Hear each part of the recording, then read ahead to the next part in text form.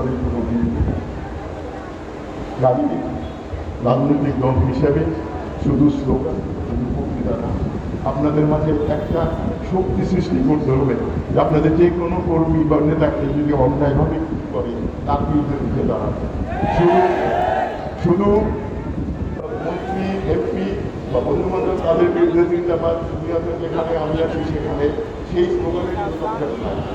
সেই স্লোগান তো আপনাদের হৃদয়ে আছে, কিন্তু এই স্লোগানটা সব করে রাখতে হবে যে কোনো নাগরিক, নির্দোষ নাগরিককে যদি রাজনৈতিক বা যে কোনো কারণে যদি শাসনতন্ত্রের বিশ্লেষণ করা হয় সেটার বিরুদ্ধে রুখে দাঁড়াবে।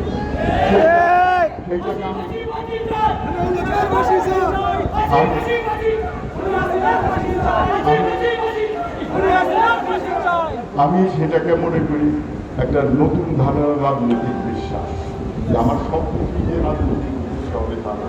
জনস্বার্থে, জনগণের স্বার্থে আলোচনা যাও, মূলত রাজনীতি তো জনস্বার্থেই, কিন্তু এই জনস্বার্থের অনেক রূপ হয়ে গেছে। একটা মানুষকে যদি অন্যায়ভাবে অত্যাচার করে জেলে নেয়, সেই